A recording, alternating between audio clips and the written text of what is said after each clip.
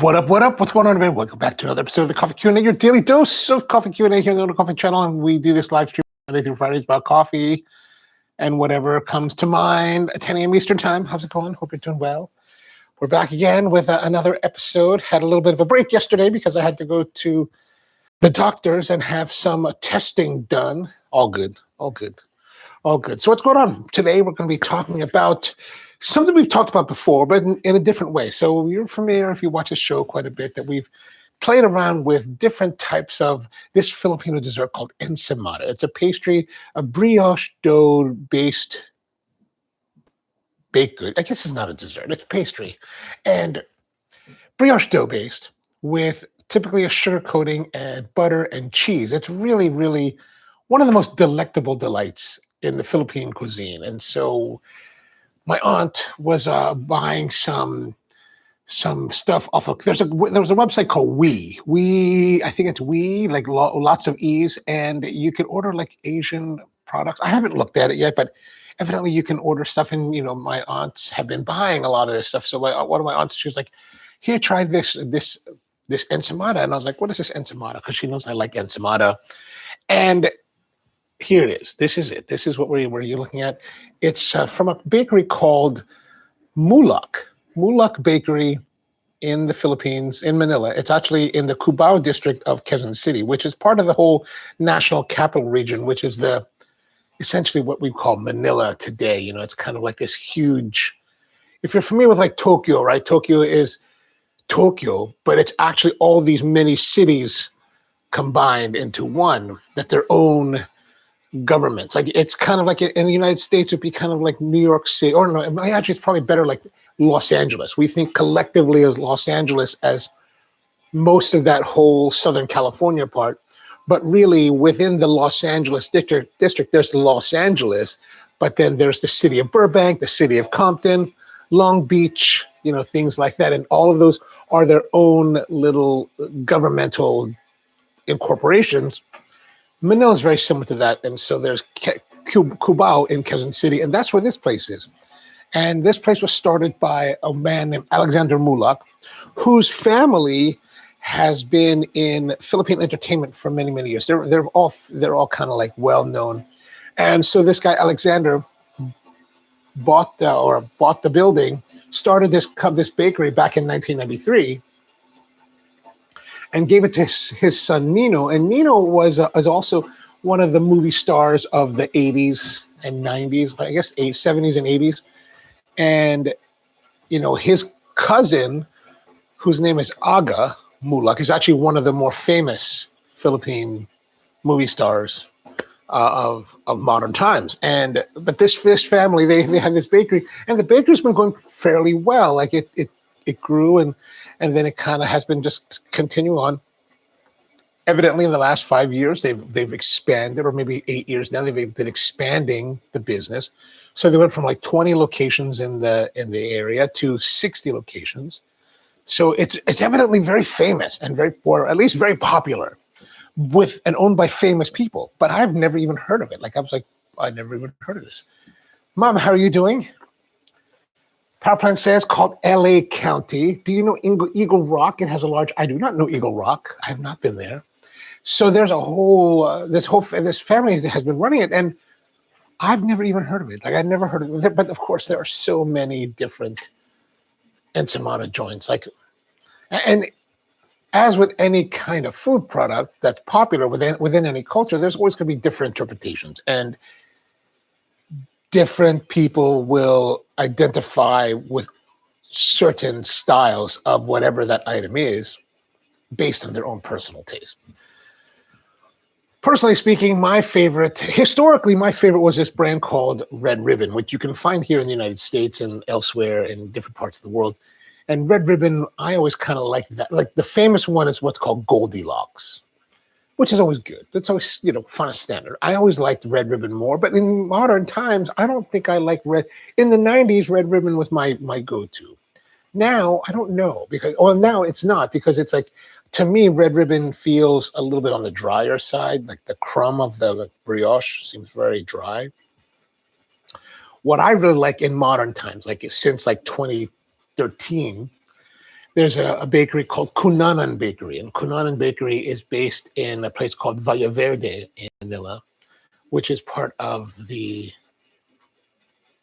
what would that be part of? Vallaverde is in, it's close to the, it's kind of, what is that area called? I can't remember. Who knows it? It's close to the Mega Mall. And oh, that's another thing. So this particular ensaymada, when they first started, they kind of changed it, I think, recently, but they called it megamelt. Everything in the Philippines is mega. Mega this, there's a mega ball, there's a mega belt, there's mega everything. And for, especially back in the 90s, everything was very much mega. And it was a very interesting time. Or, I don't know, interesting, but at least everybody was into it, right? Good morning to you, Russell. How are you doing? And Power Plant wants to know, Russell, you know Eagle Rock, right? Yeah, because I'm not from LA, so I don't really know it very well. But what I liked about the kunai, the texture of the kunai is my ideal. My mom likes another one called Mary Grace. My mom likes Mary Grace. So everybody has their own personal favorite. And I thought we'd try this out today since my aunt gave it to me, and we'd have a look and see and, get into that. But I guess we need to have some coffee first, right? Andrew's with us. Good morning, Andrew. And Kent, how are you doing? Good to see you. So I thought we'd make some coffee to go with our ensaymada. Now, like I mentioned the other day, that in the Philippines, what people drink a lot of is what's called 3-in-1, which is this instant coffee. And why spoil the fun by, trying this supposedly really nice quality ensaymada with something like 3-in-1? I mean, yeah, that would seem too on point, right? Too on point. So we don't want to do that. We're going to just make our own Americano. We're making Americano still because I haven't taken the time to fix that silly grinder. So we're just going to make Americanos because you know what? Americanos are fun. Espresso making is fun. I'm really enjoying it again. All right, so let's go. And I got some water boiling here. We will make some espresso. So let's have a look at it and see what we can see. Here is our machine. And we will pull a sample shot to see what there is to see about it. Now, what's there to tell you about it? We've gone through espresso making quite a bit recently, but as with anything, there's always it's always, in many respects, I think it's always about repetition. Always repetition, because if you can get more repetitions in, you can develop your skills more, and you can make better quality coffee that you're going to enjoy. And really, it's just about your enjoyment, right? So as long as you're making coffee that you enjoy, what else is there to worry about? So let's get here. We're going to take our portafilter, make sure it's nice and clean. Got it.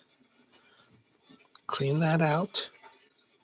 Now here's something you can feel. The nice thing about with this, like this has been sitting for the last couple of days, and you can see it's a little bit dry looking there, and I can feel it's a little bit rough. Even though I'm having it through this microfiber cloth, I can feel there's a little bit of rough. See, there's a little bit of this residue that's dried. I don't like that feeling. We want to make sure that's all gone. So I'm going to turn it on. Let it run just a little bit. That's going to hydrate all those, whatever that dried stuff is. And now I feel it that, oh, it's nice and slick and lovely. Yeah, that's what we're talking about. That's what you like. You want to have it nice and smooth. There we go. See, you can even see now it's a little bit better coloration, a little bit shinier, a little bit brighter. And again, we wanted to check, like, I don't know if you noticed this one as I flushed it. Perhaps I didn't flush it the last time we used it as well as I could have. It was a little bit brown. So you want to make sure you just flush and make sure it runs clear. And you can see there's a little bit of sputtering happening. That again is the superheated water that's in your line. So we want to get through that.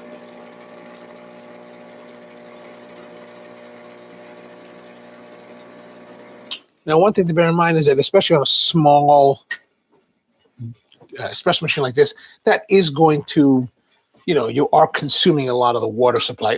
Percentage-wise, the amount of water that you're pulling through from your reservoir, this is a pretty sizable percentage. Okay, so we're going to grind.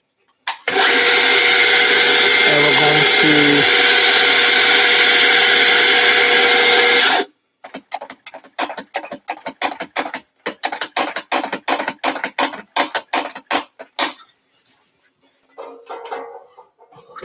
Okay, we need a little bit more. That wasn't quite enough.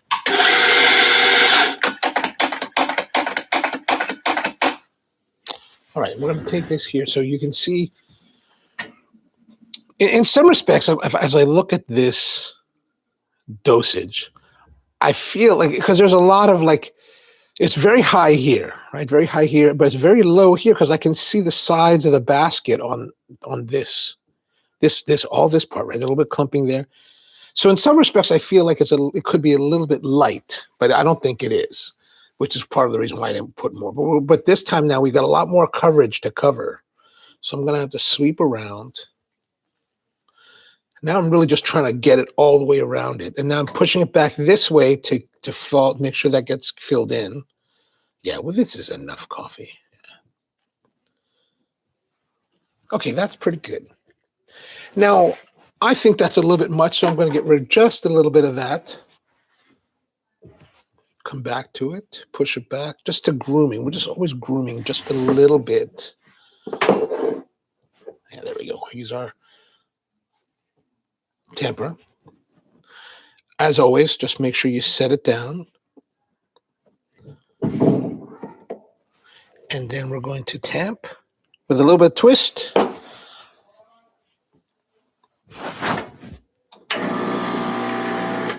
Make sure that flush is clean. And it wasn't sputtering, so that's a good sign. Lock it in and load. And we start to brew. Put that down there.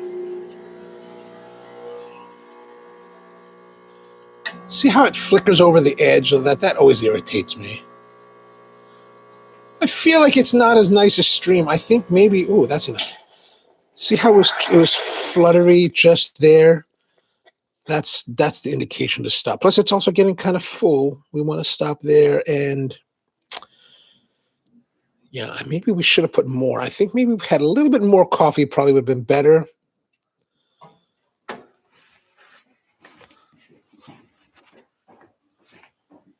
If we had a little bit more coffee, I think it would have been a little bit tighter. I would like to see a tighter flow down to, I'm going to knock out those bubbles. Russell says, I know Eagle Rock has some trendy restaurants, coffee houses, and bookstores. I didn't know about the Filipino population. Carson and Cerritos has, Cerritos definitely. I definitely been there. Malcolm's going on. What's going on, man? How are you doing? I guess it's just personal experience. And growing up, I heard a lot about Vallejo and Eagle Rock from my Filipino friends. Oh, is Eagle Rock up in the northern part of California? I'm not even sure where that is. Vallejo for sure. Definitely a lot of Filipinos there. All right, pretty good. Good amount of bitters, dark chocolate. Although I feel like the body is a little bit thinner than I would like. Thinner than we've had, right? It's a little bit thinner. And maybe that's because, like I said, I felt like there's a little bit, as we saw the stream coming out, it's a little bit, to me, a little bit fast, a little bit easy, a little bit thin. Like, I think it could be better. It could be better. A lot of cocoa powder, though. A lot of cocoa powder. So, Crazy Dan is with us. Chance to go. Wondered if it's worth it. Where are we? Oh, well, there is. What's the coffee scene in New York like? I have the. If you have the chance to go, you should go. The coffee scene in New York City. I'm presuming you mean New York City, is very good. Yeah, very good. I know that. Maybe I sound unconvincing. I don't know. I mean, like, it's very good. There's a lot of people there that are very enthusiastic about coffee. They're making a lot of coffee. I don't really know the scene anymore because I haven't gone to New York City in quite a while. And honestly, when I'm in New York City, I don't go to the coffee shops. I'm like, well, I don't. I did reach out to Emily Bryant one year, last year. I was like, hey, Emily, I said, hey, Emily, I'm planning on. I thought at one point I was going to go to the city, and I was like, let's do a collab video, right? And she's like, yeah. And I was like, I'll let you know when I go. But my idea was that, we do a video where she would take me to her favorite coffee shop and tell us why. But I don't know the coffee scene in New York City. I haven't even paid attention. I can find out. Let's see. I don't know if there's any place that you're interested in. Oh, Eagle Rock is near Glendale. Oh, okay. I didn't know that. Yes, the city. I'm from London, just not sure. I'm also, oh, nice. Well, for a cigar, I do know places you should go for cigars. I know more about places to go for cigars in New York City than coffee. Actually, what I'm going to do is I'm going to message one of my friends and see if she's available.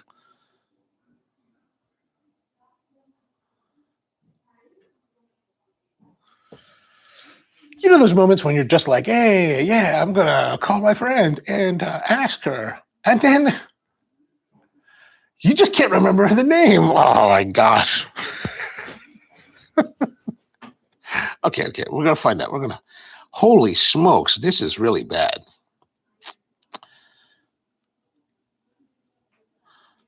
I have to look it up a different way. This is really embarrassing. Nothing like doing this on a live stream where people can be witness to your Alzheimer's rolling in. Oh, there it is. That is. Yasmina. Good God, what's wrong with me?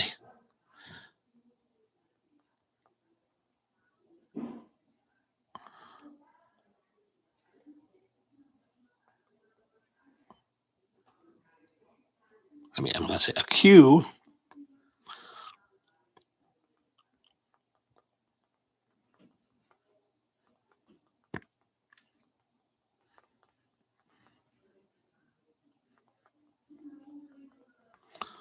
What are some of the great coffee shops in the city worth going to if you are visiting from London?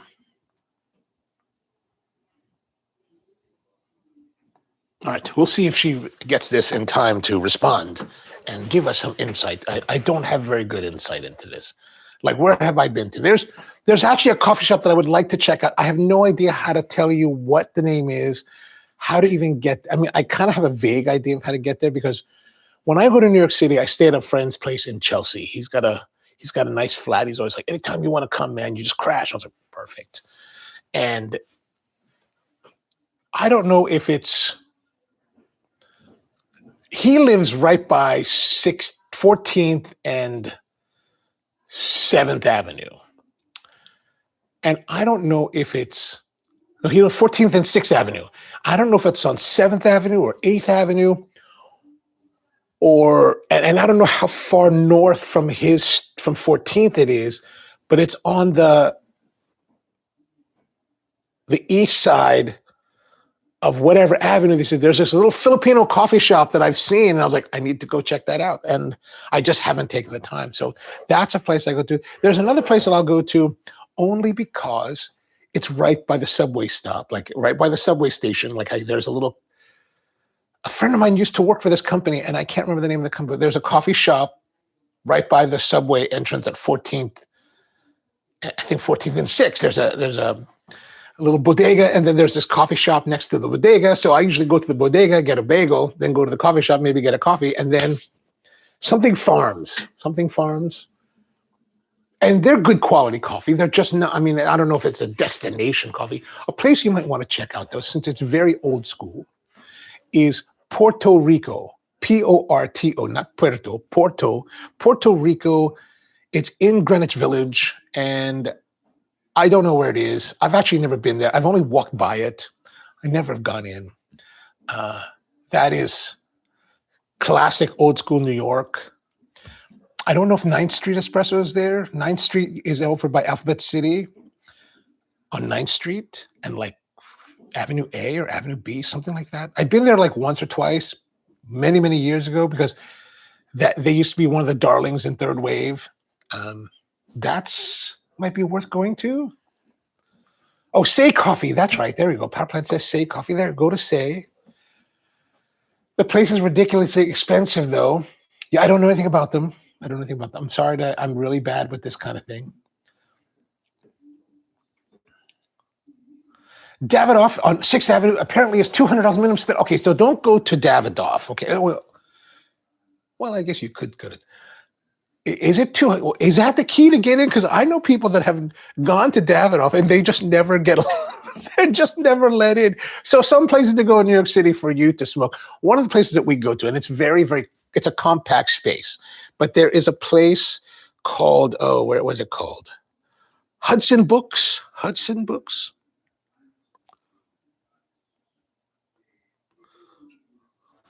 Oh no, that's not right. That's not right.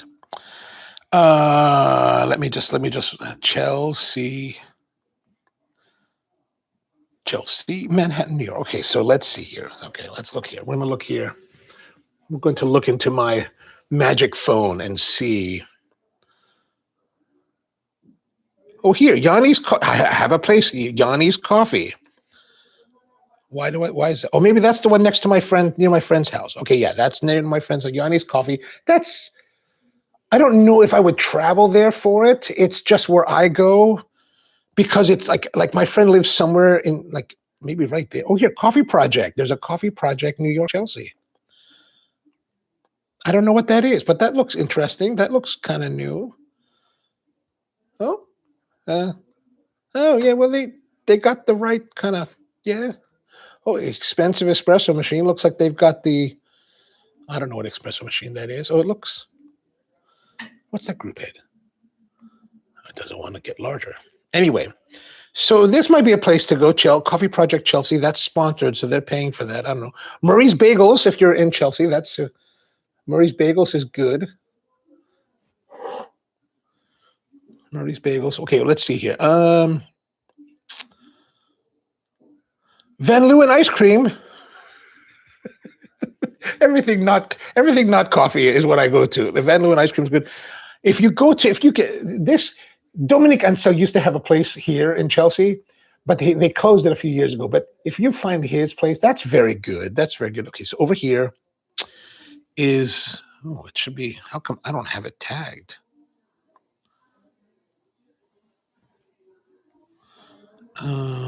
Cigar Lounge. Okay, so here's one. We go here once in a while. Soho Cigar Bar, which is down by Canal Street. That's pretty good. Oh, here it is. Hudson Bar and Books. You can see here. We go here. We've been going here the last few years that I've been going there. It's relatively compact and small. I mean, it feels compact because it gets pretty busy. But there's a little bit of outdoor and under that closed portico. Like here, you can see there's a little bit of outdoor seating just kind of in here. Oh, you can't see that. That's terrible. That keeps on moving. But it's a nice spot. It's a nice spot. That's a good spot to go to. We also will go to the Casa de Monte Cristo. Is that right? But that's further uptown. Oh, Club Macanudo is a place that's kind of fancy. You got to wear a jacket. You can't wear jeans. You can't wear sneakers. But Club Macanudo is very, very nice. And they do have a lot wider range of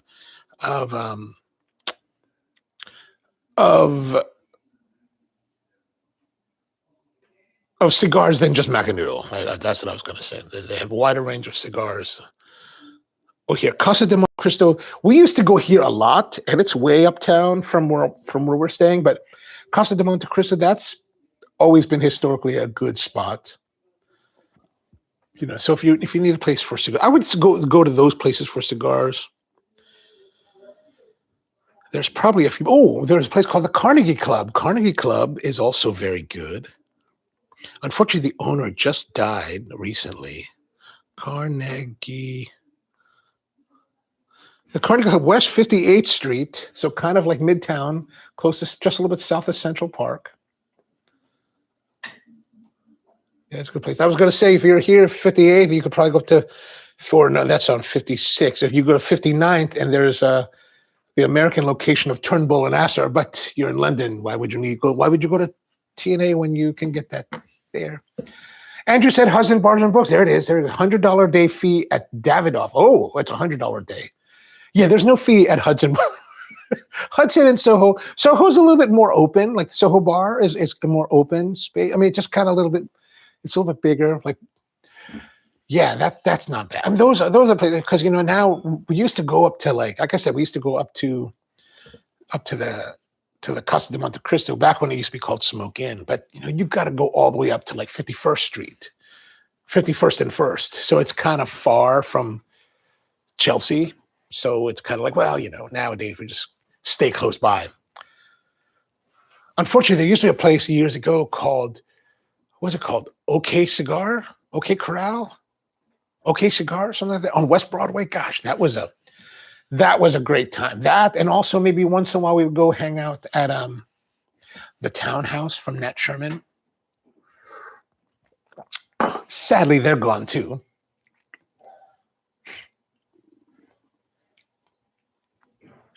Power Plant says the Say shop is like a garage with plants hanging around like an Urban Outfitters. Oh, nice, nice. Cafe Grumpy is one of the old. Oh, that's right, Cafe Grumpy. See, so many places I don't even remember anymore.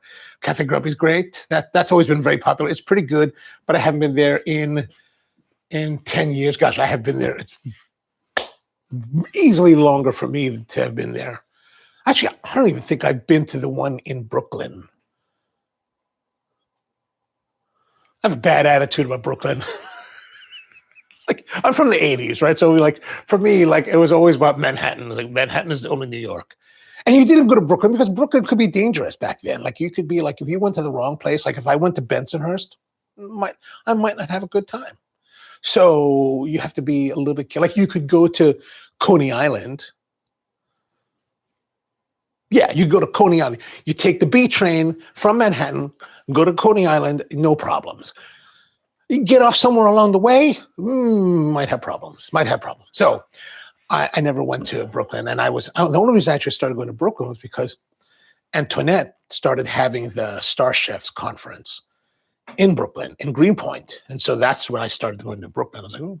And of course, by that time, it's like 2013, 2015, something like that. Brooklyn is a different world today than it used to be. So it's like, oh, people can live together now. That's very nice. It's very different.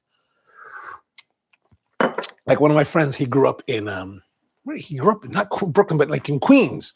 And he would be like, he would tell us, he grew up in Queens, and he was like, he was Haitian, Afro-Haitian. So every time he was like, his friends wanted to go to the movies, they would have to cross neighborhoods. And he was like, anytime we went it's like if we wanted to go see the movies, we knew we had to get into a fight that night. We would have to fight somewhere along. I was like, yeah, it's a different world. It was a different world back then.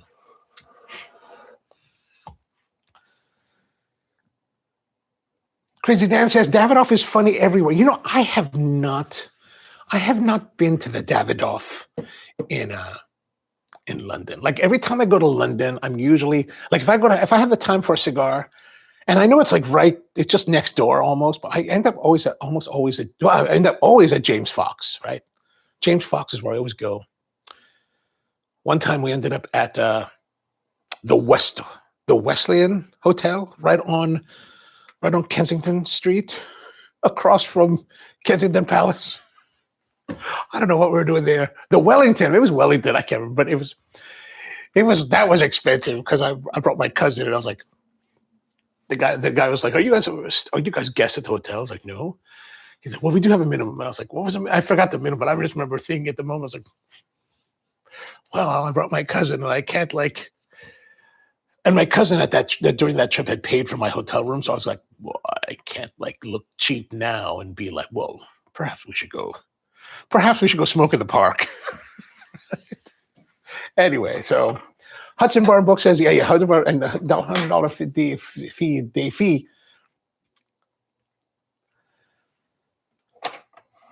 And Dan says, prices of cigars to bring home are expensive. New York tax, I think. Oh, is there a heavy tax in New York on cigars? I don't know. Like I said, it's been a while since I've been there.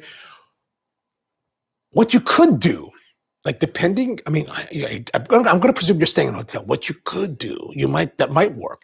You could call up one of the online retailers here in the United States and be like, hey, I want to buy these cigars. Please send them to my hotel.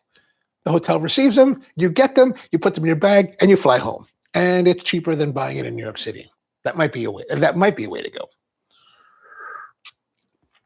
That's just a thought. I don't know if that's possible or not. Power Plant says Cafe Pana is a super trendy place that has great ice cream and good food. Ooh, that sounds interesting. Any tourist sites must do? Oh, wow. This will be your first time to New York City, I presume? Wow, tourist sites you must do. Well, I mean, they're the things maybe you might consider because you could say you were there, you did it, like Times Square. I mean, you go to Times Square, you take pictures there. You're like, I'm in Times Square. That's a great thing to do. What else there to do? Well, it's Christmas time. I'd say go to Macy's and then Rockefeller Center to go. You take pictures at the big tree and the displays in Macy's. Statue of Liberty, maybe. Oh, people like to do. I've never done this, and I don't know if I'm really like. People nowadays like to go to the memorial pools for the World Trade Center, as well as the the metro station there that has the really impressive arches. I haven't done that. Like, I'm conflicted in my own life about going to that because to me the World Trade Center is very, very big part of my time in New York City, and I had friends who were killed in that incident, and but I just never go. I never went back. I never wanted to go back to that. Like, we went there. I went with my friend Janine not too long after it happened. But yeah, you could do that. The pools are very, poignant, I guess, to go to see. Something to do that might be kind of fun is you could jump on the Staten Island ferry and go sightseeing across New York Harbor. It's free. If you go from Manhattan to Staten Island, especially in the morning, it's probably going to be empty. But when you come back, it's going to be packed. Like, it gets really crazy. I've only done that once. You could also go and do the Lady Liberty, Statue of Liberty. You can go inside that, and if you're intrepid enough, you can go to the Crown and like look out and see the harbor. I don't know what else do people do. See, that's the problem for me is like. You get to a point where like you've been someplace so much that it's no longer like you don't see it. You don't, I used to live there. So it's not like I was, I don't really, I don't know what they're, it's like if you ask me, what are the must things to do in Honolulu? I'll be like,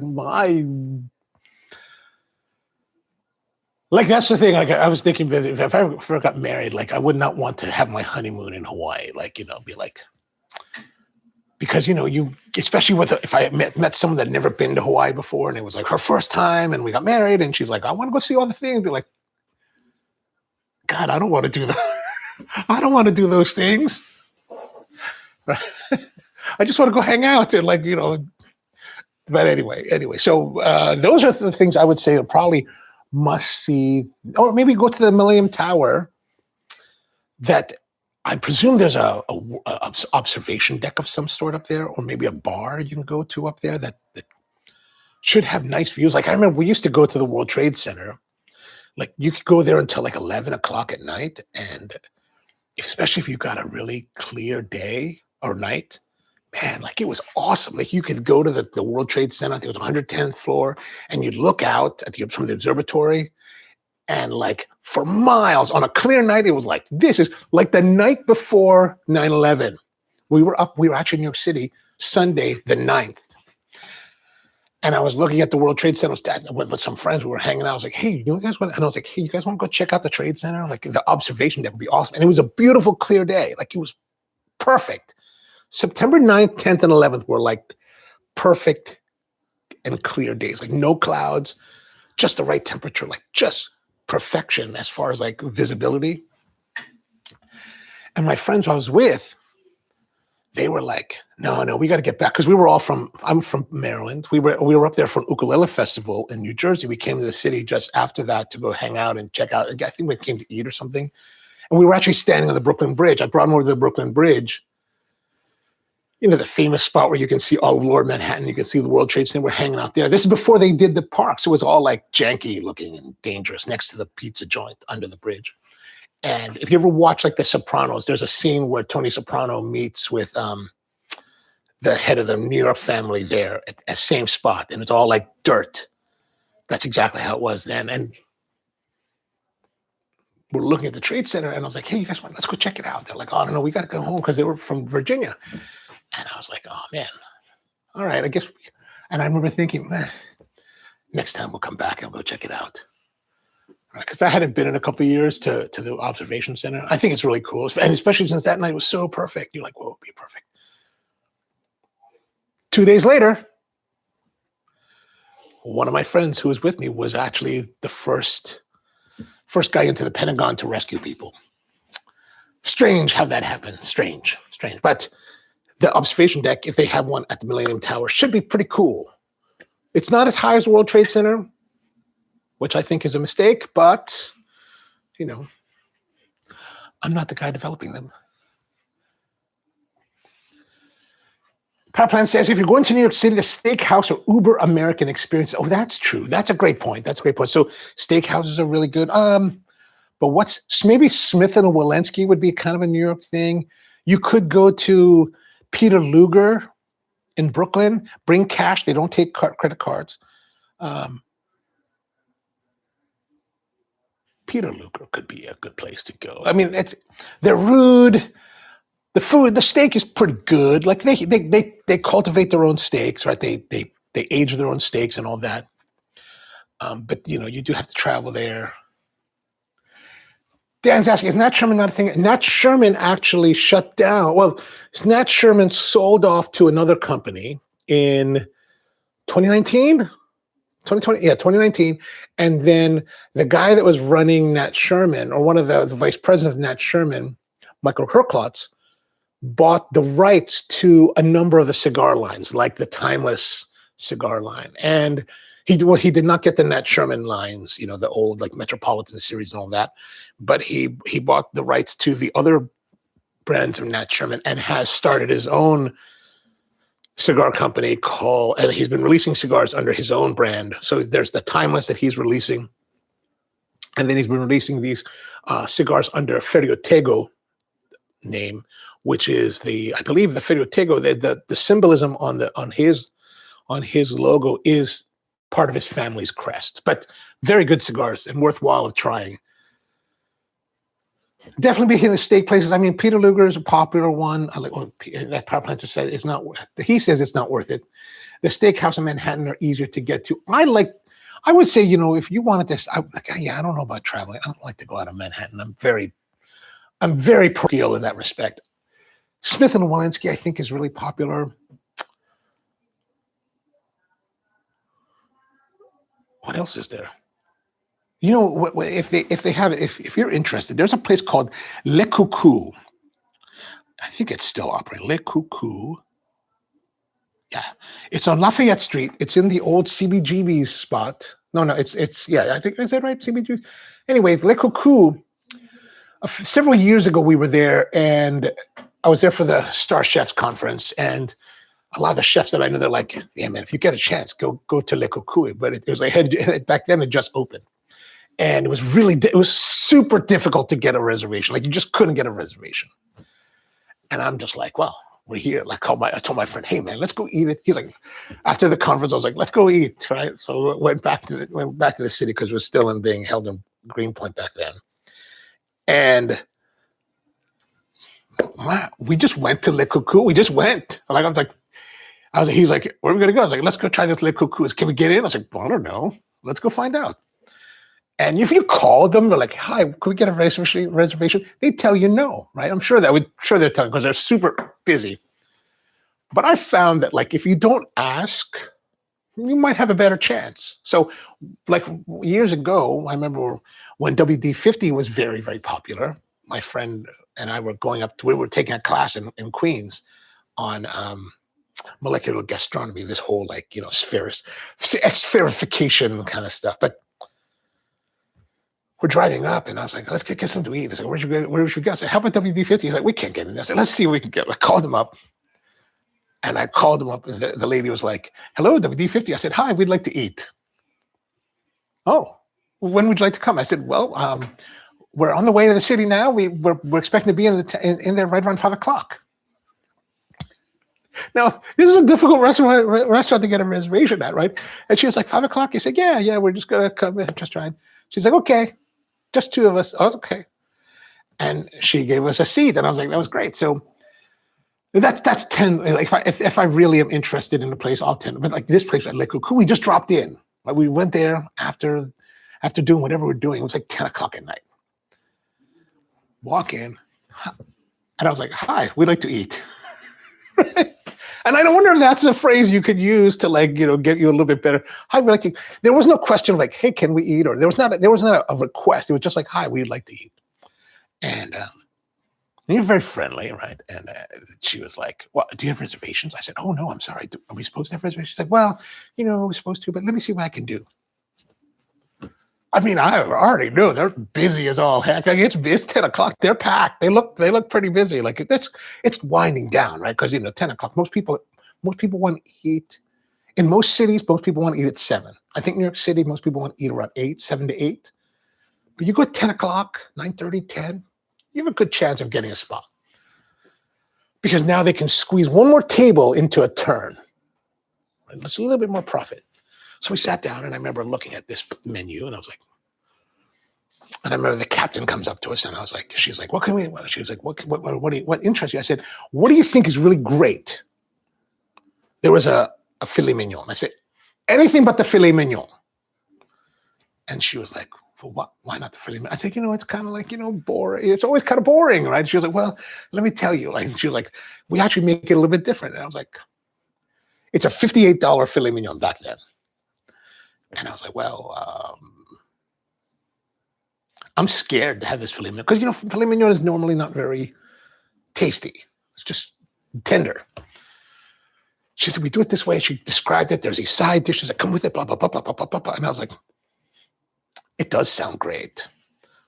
So I was like, okay, give it a try. Gotta say, one of the best steaks I've ever had. I was like, whoa.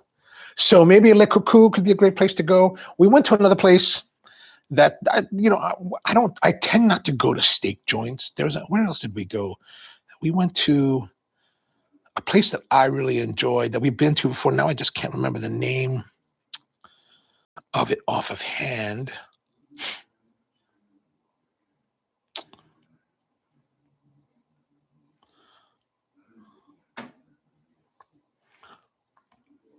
But it's a French restaurant. I don't know. I just end up, is it? No, Frenchette's one of them. Frenchette's another place, but that was not what I was thinking. But Frenchette is very good. One of my French friends wanted to go there one time when we were up in the city for the conference. Is it Tatine? When it comes to me, I will. Pastis, there it is, Pastis. This is a great little restaurant too, Pastis. Pastis. That's very good. I like that.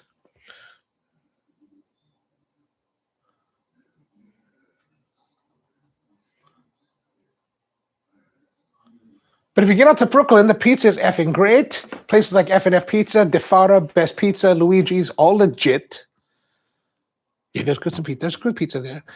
Someone I knew got refused entry because he did not have a suit on at Davidoff. Oh, yeah, well, it's Davidoff. One of my good friends will go when he goes to New York City, he'll go to Davidoff and he'll buy like a couple $100s worth of stuff, and they never invite him to the lounge. And I think you just got to ask, and they'll tell you. But evidently there's a place, at least when they used to be at the Time Warner Center, he was there, and I guess they had a smoking area people could hang out with or whatever. And he remember talking to this one guy that had bags of stuff, and he was like, oh yeah, making commentary about getting into the lounge. And that guy was like, yeah, man, I spend thousands and thousands of dollars here, and they never invite me to the lounge. I was like, oh, wow, that's crazy. Yes, it'll be the first time there. What online places in the States would you recommend for cigars?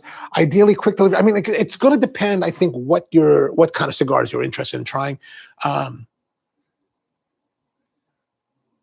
Two Guys Cigars they're based in New Hampshire, Salem, New Hampshire. Very good. Cigars International, very reputable. There's a place called Cigars Direct. I'm not very good at this part of it because I don't really buy cigars online. I tend to go to cigar shops, but I would say but I have been to Two Guys Cigar Shop in New Hampshire. I think they're very reputable.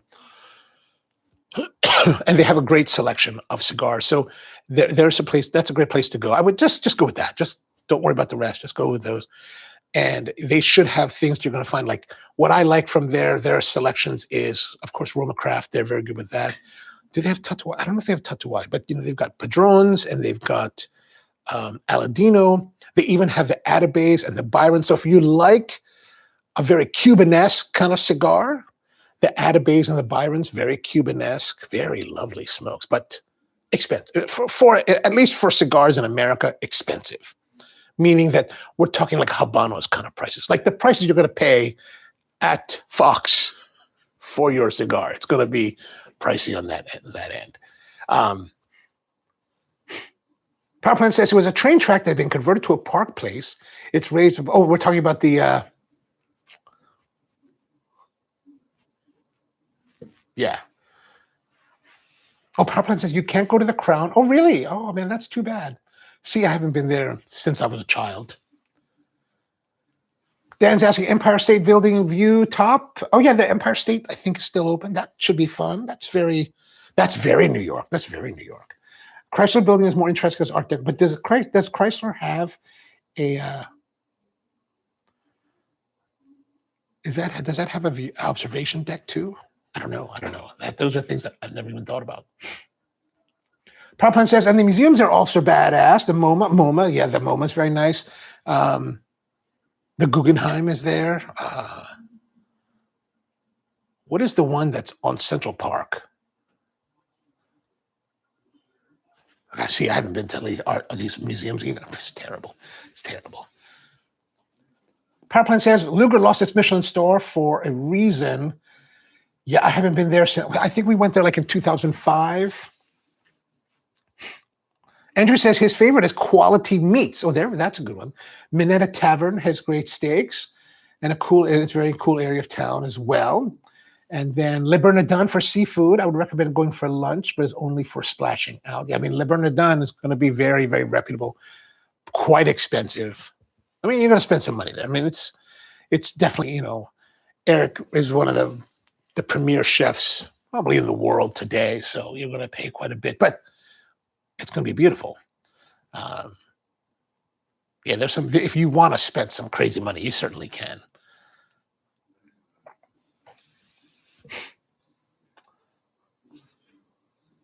Andrew's asking, Le Hall downtown. Le Hall has closed. Le Hall's been closed for many, many years now.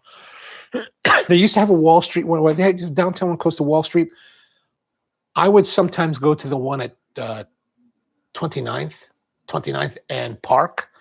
That's the location that Bourdain used to run many, many years ago.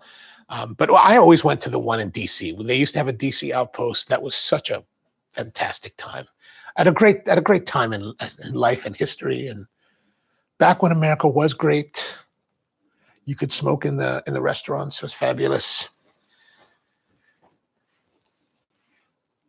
Power Plant says, yes, Bernardin is expensive, but it's worth it. It has earned 3 Michelin stars for 30 years or something like that. Amazing food. When I went, I met the chef. Oh, you met Eric. That's excellent. That's excellent. Crazy Dan says, Fuente Plasencia Oliva are some of my favorites. Oh, then, yeah, if you were to call those guys or Cigars International, those guys would be very able to fulfill all those needs. Power Plant says, you also have modern Korean food in New York City, some of the most intriguing food in the country. It is not fusion, places like Cote and Kokodok. Oh, interesting. My niece who lives in New York City, she's a big fan of Korean foods. Like she took us once to a place, like, what's it, 35th Street and Herald Square, is that right? One year when I was up there, she took us all to this one place. It was very good. But she's much more of a connoisseur of Korean food than I am. So I'm just happy to have, kalbi, really nice kalbi, or some nice Korean style Chinese food is all good for me, But those are some places that in New York City that are pretty good, I think. All right, let's look also. Now we need to make our drink. So I've got our ensaymada. We're gonna start looking at this, and let's make our drink. We gotta make our drink first. We're gonna go and make this time. We're going to go. Oops.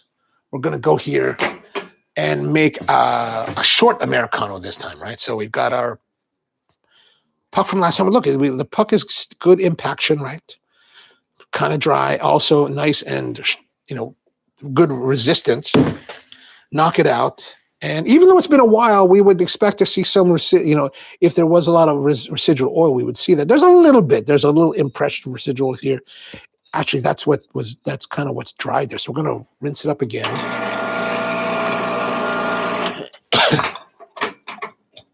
Let that drip out. Clean it up. And then grind some coffee.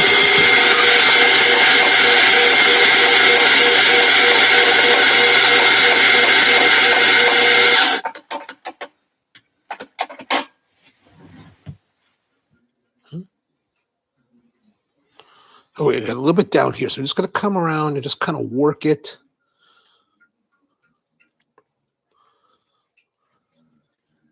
Now I'm just really working it back and forth that time. I think there's just a little bit heavy. That looks pretty good to me. Again, groom it back to the center. So it's good like that. Compression a little bit there.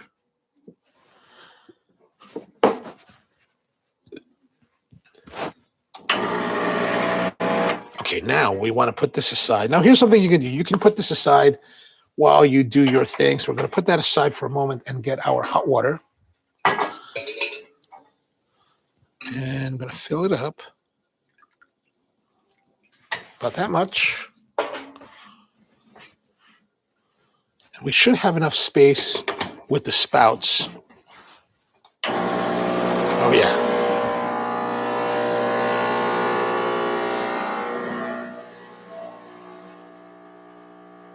All right, that sounds pretty good.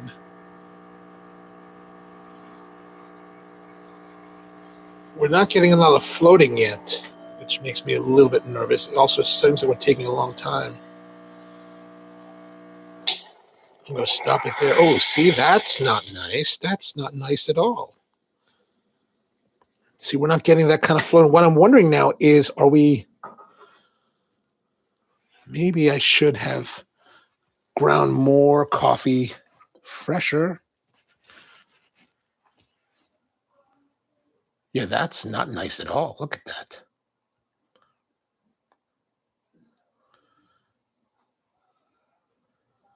Dan's going to be there for a week. Oh, nice, nice.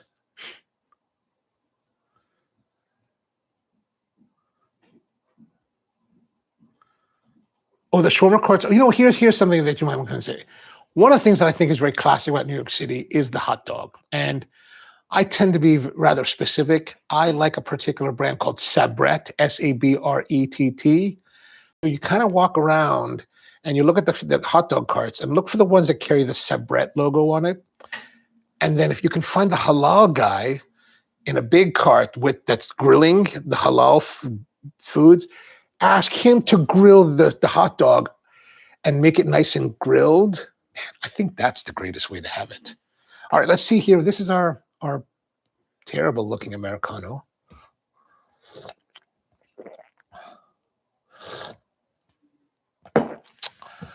Could be better. Not bad. Could be better. Actually, it's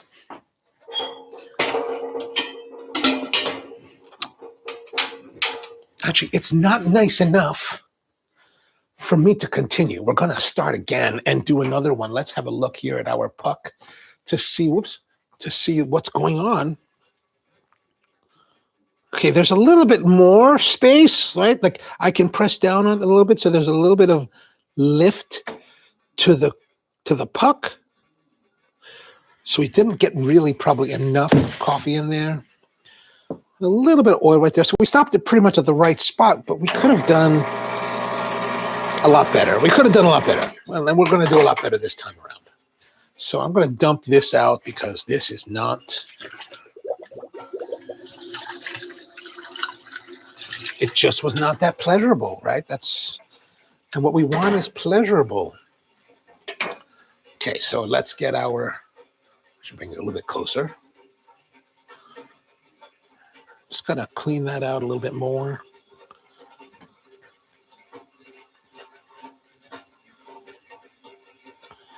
Okay, now,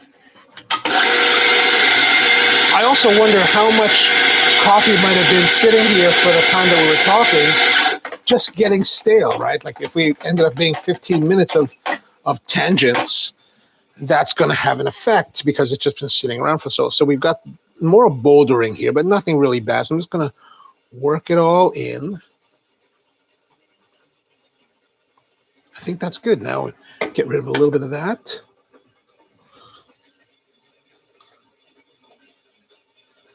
Okay.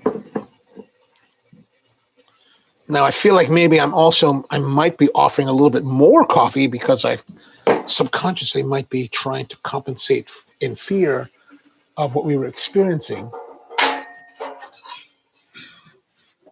All right, here's our boiling water again. Probably could have done a better job boiling the water the last time as well.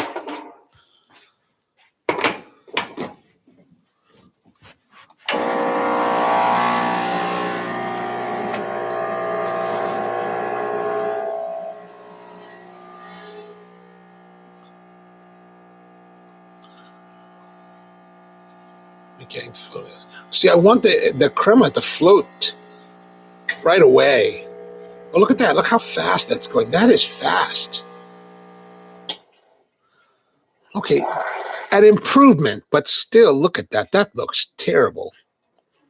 That is not what we were making the other day. That's not what we made this morning, right? Our first one this morning was much nicer than this. Our espresso was much nicer.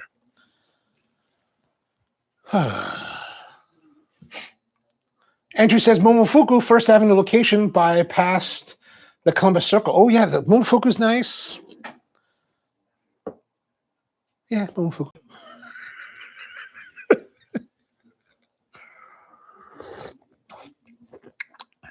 I think maybe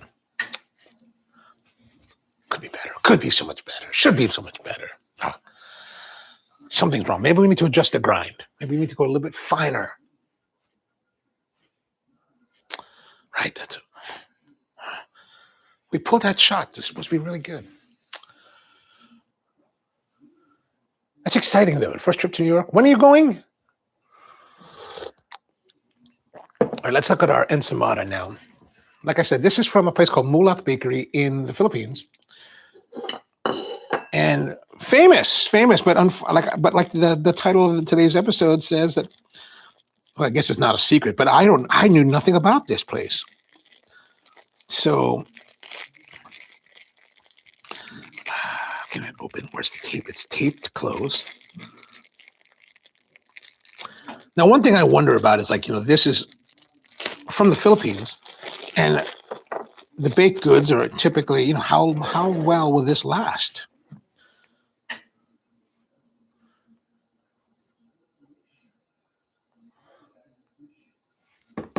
Right? Like how long was this? Does it say what day it was made? No. This is the classic, by the way. The classic is the brioche dough with sugar and butter and cheese. I'm just taking some glamour shots for the Substack. I don't know if you've seen that, but I have a Substack that I've started to post more regularly to now because I figured that I wanted to, muse more on things like that, right? So, all right, here, let's have a look again. So as you can see, there's cheese, shredded cheese. There is butter, and is there sugar? There normally is sugar, so that's why I presume. And this is the brioche. It actually feels quite, like the tactile feel of it on my fingers feels very reassuring. It's kind of like there's a certain softness that you can feel with something that's tantalizing. Like to me, it's very tantalizing. But look at that. That's pretty nice. It's pretty nice. Oh, very vanilla.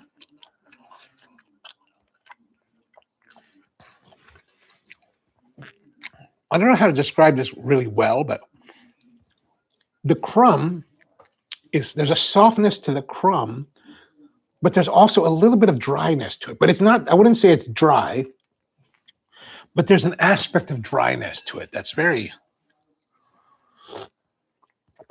it's very quite interesting. Powerplant says, also the bagels are pretty nice at NYC. If they are fresh out of the oven, don't toast. But if they look like they've been sitting, gosh, you should not. There should be no bagel place that has their bagels. A proper bagel place should not have their bagels sitting. But that said, I do go to Murray's when I have a moment, because that's only a few blocks away.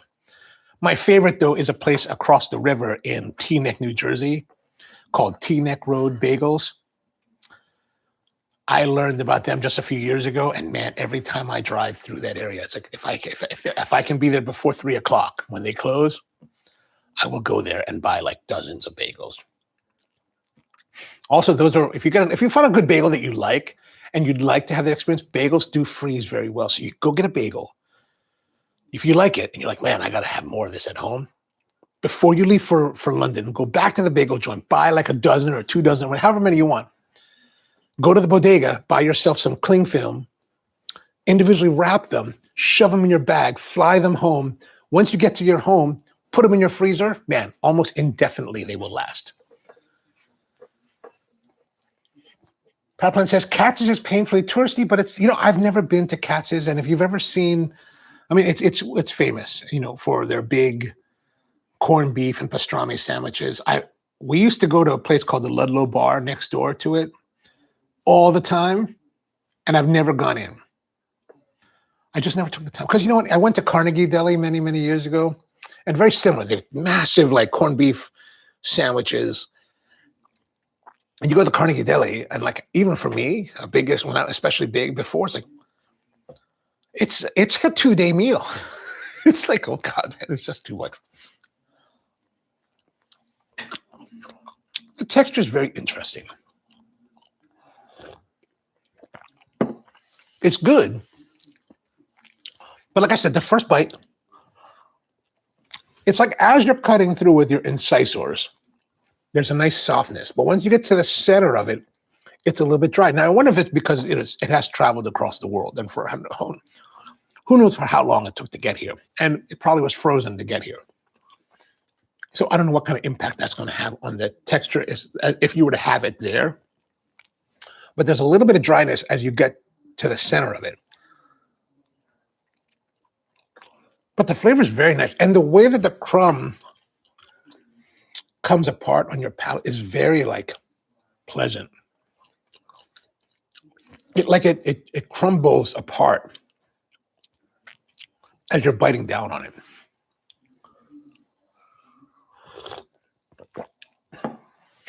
Russ and Daughters. Oh, yeah, the people say Russ and Daughters. I've not been there either. Russ and Daughters is actually very reputable. Another place that I haven't been to that I would love to go, and I always think about going, and then when I'm there, I just never take the time to go, is a place called Balthazar. And Balthazar is open like, gosh, I want to say they're open 24 hours. I think at one point they were. I don't think they are anymore after the pandemic, but Balthazar is a very good place. Again, because where I live, we don't have French food really. So it's like every time I go to places like New York, where I can get like French food, I tend to like gravitate towards French. So I'm probably the wrong person to ask for a lot of the.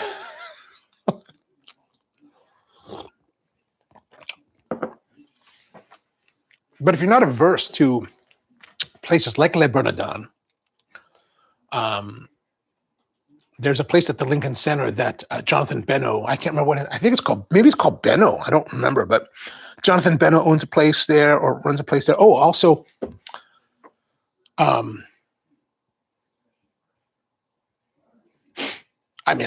looking at his face right now. In my mind, I see his face, and now it won't.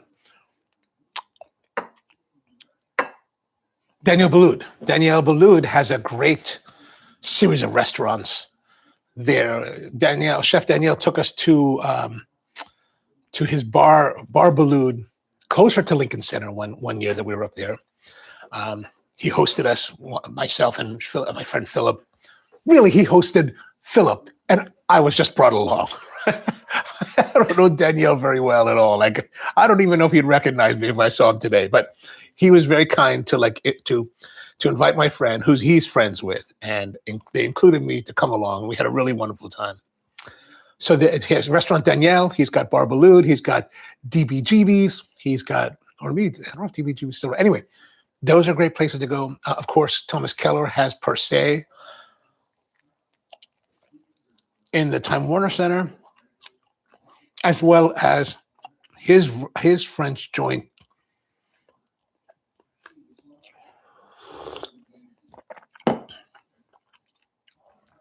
which name escapes me again. Because the names are escaping me. It's terrible. I'm getting very old. Powerplant says Kazunori is a cool temaki sushi place. Ooh, relatively easy to get to. Different experience for sushi lovers. Oh, that sounds interesting. So it's all temaki. That's it. Just temaki hand rolls. Chris Dan says, I got some bagels from Trader Joe's before. They were pretty good. I also did bring some back and freeze. Okay, so here's the thing. So if you enjoy Trader Joe's bagels, if you can find, like, I'm going to say Murray's is better. I would encourage, like, if you were really a bagel freak, like if you wanted to be freak on bagels, like, then I would encourage you to make the journey, the very arduous journey to Teaneck, New Jersey. I mean, it's quite literally across the river. But to get there in America is quite difficult unless you have a car. And even if you have a car, you got to leave the city, which is a pain in the butt. I don't know how you'd get there I imagine there's a way to, because it's right by the George Washington Bridge, so you could take the train, like the New Jersey Transit, and the path somewhere there. I don't know the path train. Like I know Manhattan trains, and that's pretty much all that I know. But you go out, and then there's probably a way to bus it or to Uber it to this Teaneck Road. But God, man, like if you wanted to be a freak for bagels, that's the place to go. But I think that if you go to Murray's Bagels, or if you go, there's another place that's uptown, like by Columbus Circle, that I've heard is really, like, a lot of New Yorkers say it's really awesome. It begins with a Z, I think. Oh, let's see. Let's see here. Best NYC Bagels. Oh yeah, H&H. That was it. I'm telling you, Z. It's H&H is the one. H&H is the one that I was thinking about. H&H. So yeah, they say Murray's H&H S-A-R. I've not heard of S-A-R. But this might be, I mean, since they have these places, Utopia, I've heard of Utopia. That's supposed to be amazing, but that's way out there. Like that's, again, some of these places, H&H is up north. So it depends where you're staying. But, you know, I think if you go, let's say you enjoyed H&H or Murray's,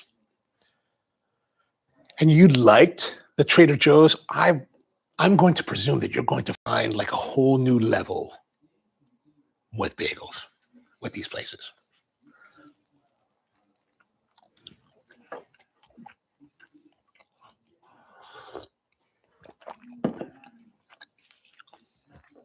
Andrew says, 2 great food places, Italy Broadway and 23rd Street, Le District. Oh, that reminds me. I've not been to either of those two. I've been to Italy, but I've been to the Italy in Saudi Arabia, which is, I'm presuming, is relatively the same as the one in Broadway. But that reminds me, another place to go eat would be the Chelsea Markets. Chelsea Markets has a lot of like eateries in the market that are really quite good. I've been wanting to go check out Esther Choi's place there, mainly because I'm just crushing on Esther Choi. That there's no real, I don't know much about her food. I'm just like, I see her in the videos on YouTube. I'm like, I'm crushing on you. I'm crushing on you. I want to come try out your food. I'm a very simplistic kind of guy.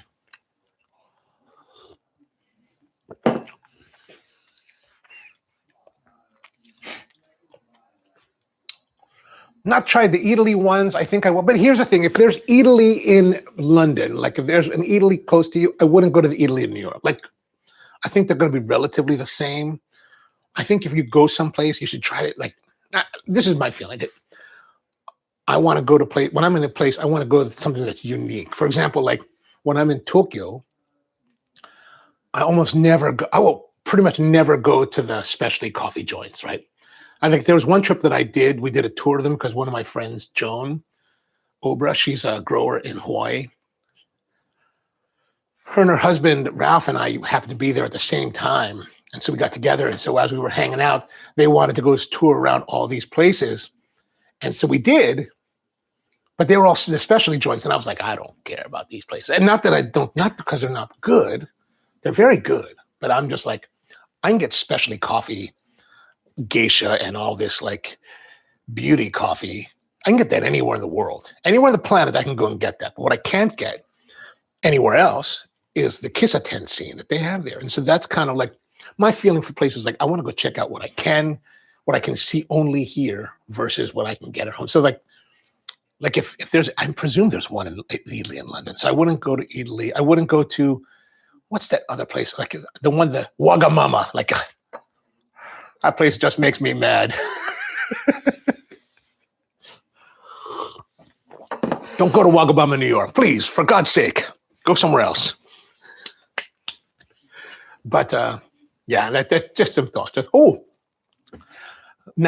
Great concept. Now Latino places in DC. So that's another thing that you could explore in New York City is some Latin. I don't know if you're into Latin foods, but oh man, there was a place we went to. Gosh, it was a long time ago.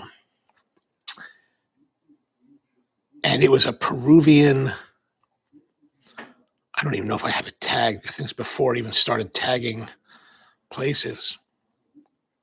Yeah, I don't have it tagged. But there was a place, Peruvian chicken, like this way up the Upper East Side. Like it was far away. My friend took me there. I was like, what are we doing here, man? Like, crazy. But there's some great, and that's the one thing about New York City. Like there is great food of all types of cuisine. And I guess it's like London in that respect, right?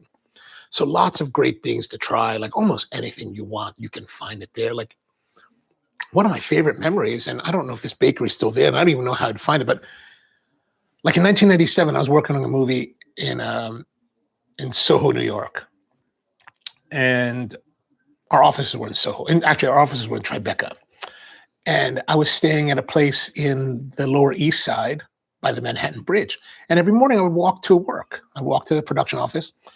And on the way there was this like Dominican bakery, right? Dominican bakery, where they were making fresh empanadas, right? Fresh fried empanadas with sweet coffee. Gosh, every morning I would get one empanada and a coffee and a café con leche, and I would make my walk. And man, it was just brilliant. Just little tiny bites like that. There's so many wonderful things in New York City as far as food that are like that. So as you go along, just eat. Just give things a try. Just things you might not see at home. It's like a lot of great stuff. There's also like Chinatown. I mean, you guys in London have a great Chinatown. So I don't know if there's much novelty there, but Italy is a supermarket, but they have 3 or 4 little restaurants inside. Apologies, what was it? Oh, Teaneck Road. Yes, Teaneck Road. Crazy Dan says, I like Wagamama. I know a lot of people love Wagamama. It just makes me infuriated. Like, first time I went there, I was like, what is this? I was just so upset. I was so irritated. I was like, my friend, she wanted to go. And I was like, what are we doing here? I'm really bad at this. Oh yeah, PowerPoint says Puerto Rican is legit in New York City. Like if you can go find yourself like the pernil, or if you can find a nice Puerto Rican joint that does mofongo, man. Mofongo is basically like this plantains, right? It's like a plantain mash that they put like bits of fried pork in. It's crunchy. Man, it's so good. Here, and the sad thing is where I live, there's no Puerto Rican restaurants. Like you just can't buy that here. And I never had the time to go find Puerto Rican in New York City. So for a number of years, the only time I would get to have mofongo would be when I would be in Manila. Because this woman, Puerto Rican woman, she had moved to Manila with her husband. I think she married a Filipino guy, and she opened a restaurant, and I found it, and I was like, oh my God, this is amazing. So mofongo would be and that's a great thing because, you know, Puerto Ricans are a big part of the New York City scene. Like they're a big impact on the city itself. So that's what's that place? There's a place. Hey Siri, what is the place in New York City, the lunch place that is in a loading dock? Oh, for God's sake. That doesn't help me. NYC Latin lunch in loading dock. It's in Manhattan somewhere. I've heard this place is supposed to be really, is it Pulperia?